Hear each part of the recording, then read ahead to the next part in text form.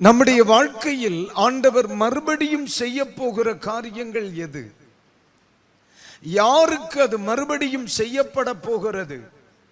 சிலர் நினைப்பாங்க, அந்த காரியம் என் வாழ்க்கையில மறுபடியும் வருமா? அந்த சமாதானம் எனக்கு மறுபடியும் வருமா? அந்த சுகம் எனக்கு மறுபடியும் வருமா? தேவனால் பயன்படுத்தப்பட்ட நாட்கள் எனக்கு மறுபடியும் வருமா? எந்த காரியங்களை மறுபடியும் அந்த நாள், மறுபடியும் அந்த அனுபவம், மறுபடியும் அந்த ஆசீர்வாதங்கள், மறுபடியும் அந்த ஊழியம், மறுபடியும் அந்த தொழில், எந்தெந்த காரியங்களில் கர்த்தர் உங்களுக்காக செயல்பட போகிறார் என்பதை இந்த நாட்களில் நாம் அறிந்து கொள்ள போகிறோம். கர்த்தர் கிருபை தருவாராக. யோசுவாவின் புத்தகம் 7ஆம் அதிகாரத்திலே ஒரு யுத்தம் நடைபெறுகிற செய்தியை நாம் கேட்கிறோம். ஒரு யுத்தம் நடைபெறுகிறது. இஸ்ரவேல் ஜனங்கள் யோர்தானை கடந்து பயணித்துக் கொண்டிருக்கும் பொழுது முதலாவது எதை சந்திக்கிறார்கள்? எரிகோவை சந்திக்கிறார்கள். இந்த எரிகோவிலே நடந்த சில காரியங்கள் ஆண்டவரை விசனப்படுத்துகிறது.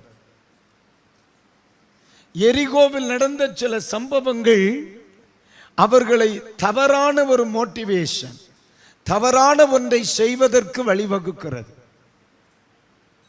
எரிகோவிலே நடந்த சில சம்பவங்கள் தோல்விக்கும் காரணமாய் மாறிற்று. தோல்விக்கு காரணமாய் மாறிற்று. அந்த பகுதியை விடுவோம்.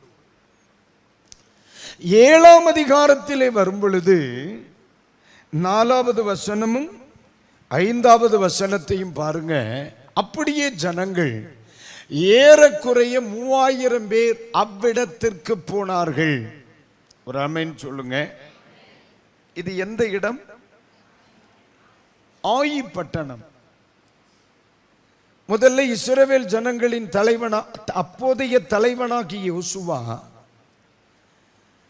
தலைவர்களில் சிலரை, வேவுகாரர்களில் சிலரை அனுப்பி இந்த பட்டணத்தினுடைய தரத்தை குறித்து அறிந்து கொள்ளுகிறார். கவனிங்க. போய் வந்தவர்கள் சொல்லுகிறாங்க, சே, இது ஒரு சின்ன பட்டணம், இது ஒரு சின்ன பட்டணம், நம்ம எல்லாருமே போய் அவ்வளோ ரிஸ்க் எடுக்க வேணாம், கொஞ்சம் பேர் மட்டும் போவோம் அப்படின்றாங்க. அதை நம்ம எத்தனாம் வசனத்தில் பார்க்கணும்? 2ஆம் வசனமா 3ஆம் வசனம் வாசிங்களேன். யோசுவாவினிடத்தில் திரும்பி வந்து, ஆமா, போனவர்கள் யோசுவாவினிடத்தில் திரும்பி வந்து அவனை நோக்கி, ஜனங்கள் எல்லாரும் போக வேண்டியதில்லை, எல்லாரும் போக வேண்டியது இல்லை, ஏறக்குறைய 2000-3000 பேர் போய் ஆயியை முறிய அடிக்கலாம், எல்லா ஜனங்களையும் அங்கே போகும்படி வருத்தப்படுத்த வேண்டியது இல்லை. ஒரு ஆமென் சொல்லுங்க. இஸ்ரவேல் ஜனங்கள் ஒரு பெரிய பட்டணத்தை உருகுலைய பண்ணி வந்திருக்கிறாங்க. அதான் எரிகோ. அப்புறம் வருது, யானையை சந்திச்சாச்சு. இப்போ ஒரு ஆட்டுக்குட்டி வருது. யானையை தாண்டிட்டாங்க, பெரிய பிரச்சனையெல்லாம் தாண்டிட்டாங்க. இப்ப கண்ணுக்கு முன்னால் ஆயி பட்டணம். அது என்ன சொல்றது? ஒரு ஆட்டுக்குட்டி மாதிரி தான். அதான் என்ன சொல்றாங்க, எல்லாரையும் ரிஸ்க் எடுக்க பண்ணாதப்பா, நம்ம கொஞ்சம் பேர் போனா போதும், என்ன செய்து விடலாம்? முறிய அடித்து விடலாம். நீங்க நல்லா கவனிக்கணும். சாதாரணமா அவங்க பிரச்சனையை பார்த்த விதத்திற்கும் இந்த ஆயி பட்டணத்தை பார்த்த விதத்துக்கு ரொம்ப வித்தியாசம் உண்டு. யோர்தானுக்கு அக்கறையில் இருந்த நாட்களில் கானானை வேவு பார்க்க வந்த 12 பேரில் 2 பேராக இருக்கிற யோசுவாவும் காலேப்பும் சொல்லுகிறார்கள், நாம் அவைகளை வெற்றி கொள்ளலாம் என்று சொல்லுகிறார்கள். ஆனா 10 பேர் என்ன சொல்றாங்க? இல்ல சுத்தமா முடியாதவங்க எல்லாம் பெருசா இருக்காங்க. ஆனா பைபிள் சொல்லுது, அந்த யோசுவா சொல்லுகிற ஒரு வார்த்தையை நீங்க கவனிக்கணும். கர்த்தர் நம்மோடு இருந்தால், அந்த வேர்டு அங்க இருக்கும். பிரச்சனை பெருசுதான், எதிர்ப்பாளர்கள் அதிகம்தான், ரதங்கள் இருக்கிறது, அப்புறம் ராட்சதர்கள் இருக்கிறார்கள், அதெல்லாம் பெருசு இல்லை. அவர்களை ஜெயிக்கலாம். கர்த்தர் நம்மோடு இருந்தார். ஒரு ஆமென் சொல்லுங்க.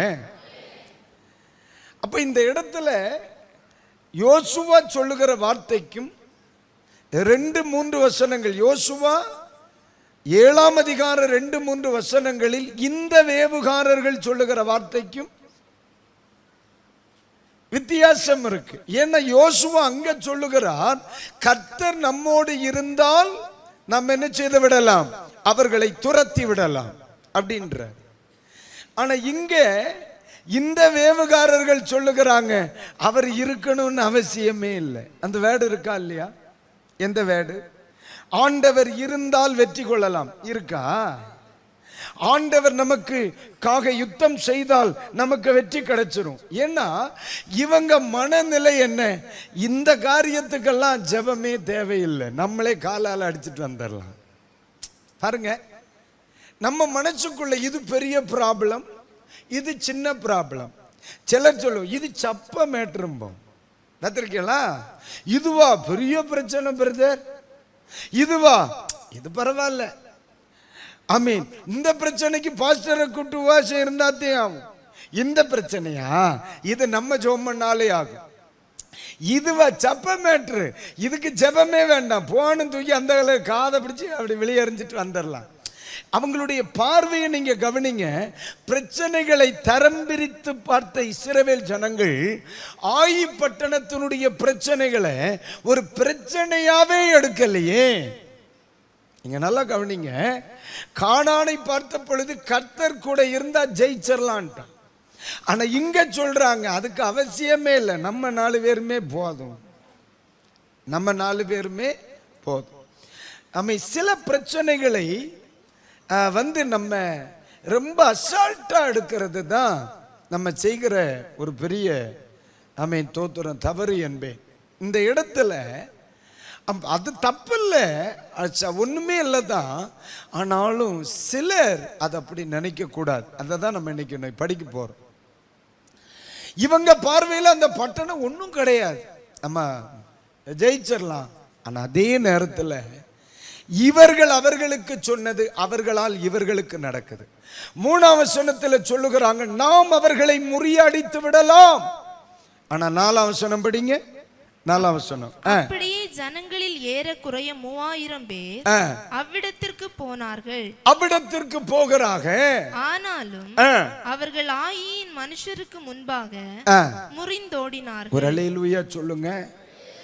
இப்ப 2-3 வசனங்களில் இவர்கள் சொல்லுகிறார்கள் நாம் அவர்களை முறியடித்து விடலாம்.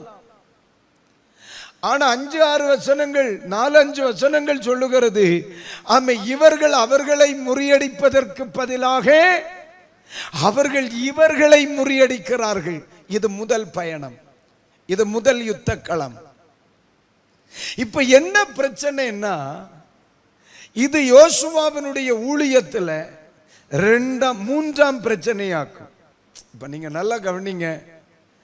சில ஆட்கள் பார்த்தீங்கன்னா, இந்த ஒரு வண்டியில டிரைவரா புதுசா அப்பாயின்மெண்ட் பண்றாங்கன்னா அதிக கவனமா இருப்பாங்க. First trip, second trip, third trip எல்லாம் ரொம்ப கேர்ஃபுல்லா இருப்பாங்க. பார்த்திருக்கீங்களா? அதே மாதிரி இவர் ஊழிய பொறுப்பை எடுத்த பிறகு ஃபர்ஸ்ட் ப்ராப்ளம் யோர்தான், செகண்ட் ப்ராப்ளம் எரிகோ, இது தேர்ட் ப்ராப்ளம். அப்ப யோசுவாவுக்கு இது ரொம்ப பிரச்சனையா இருக்கு. அடப்பாவி, ஊழிய ஆரம்பிச்ச சில நாட்கள்லேயே தோல்வி, குடும்ப வாழ்க்கையின் ஆரம்ப நாட்கள்லேயே தோல்வி, பிசினஸ் ஆரம்பிச்ச சில நாட்கள்லேயே தோல்வி. இப்ப தேவ சமூகத்திலே அவர் மனம் கலங்கி விடுகிறார். அல்லேலூயா. தேவனுடைய பிள்ளைகளுக்கு சொல்லுகிறேன், சில நேரங்களில் நம்முடைய வாழ்க்கையில் நடக்கும் நம்முடைய வாழ்க்கையில் நாம் கடக்கும் சில பிரச்சனைகள் நம்மை மனம் அடிவாக்கி விடலாம்.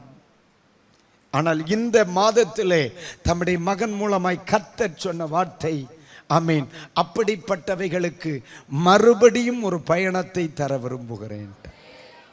அல்லேலூயா சொல்லுங்க. மறுபடியும்.